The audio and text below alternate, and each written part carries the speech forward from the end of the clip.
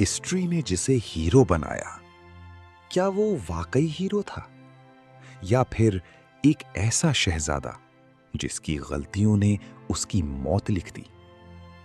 दारा शिको मुगल सल्तनत का सबसे मुख्तलिफ शहजादा था। जहां दूसरे शहजादे तलवार चलाना सीख रहे थे, वहां दारा किताबें पढ़ रहा था। उसे जंग से ज्यादा इल्म और सुकून पसंद था। लेकिन मुगल सल्तनत में सिर्फ इल्म से तख्त नहीं मिलता। दारा शिकोह की पैदाइश 20 मार्च 1615 को हुई। वो शाहजहां का बड़ा बेटा था। बचपन से ही दारा दूसरे शहजादों से मुख्तलिफ था। जहां लोग जंग सीखते थे, वहां दारा इल्म और रूहानियत की तरफ था। दारा शिकोह ने अपनी तालीम मुगल दरबार के बेहतरीन उलमा से हासिल की। उसे खास तौर पर सूफीज़म में दिलचस्पी थी।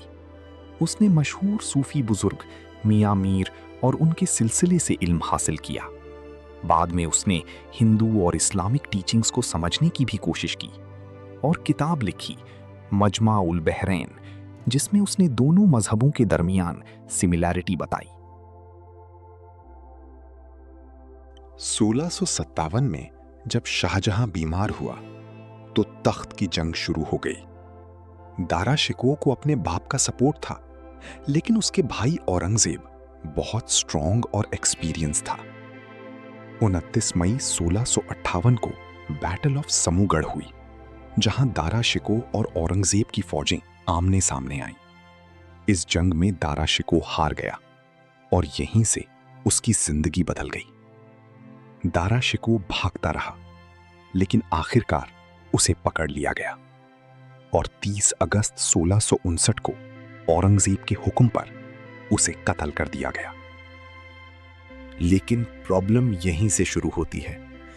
सल्तनत सिर्फ इल्म से नहीं चलती, उसे ताकत चाहिए होती है, और यहीं पर दारा कमजोर पड़ गया।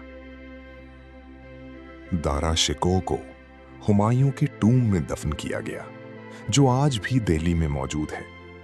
लेकिन उसकी कब्र बहुत सिंपल है, एक ऐसे शहजादे के लिए जो कभी बादशाह बन सकता था।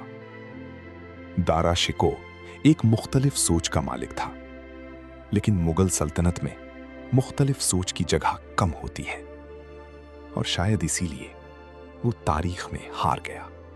लेकिन असली सवाल ये है, क्या दारा की हार उसकी कमजोरी थी या फिर उसका अच्छा इंसान होना ही उसकी सबसे बड़ी गलती थी? आज भी हिस्ट्री दो हिस्सों में बटी हुई है। कुछ लोग कहते हैं दारा शिकोह एक हीरो था, और कुछ कहते हैं वो सिर्फ एक कमजोर बादशाह था। अब फैसला आप करें, हीरो या गद्दार।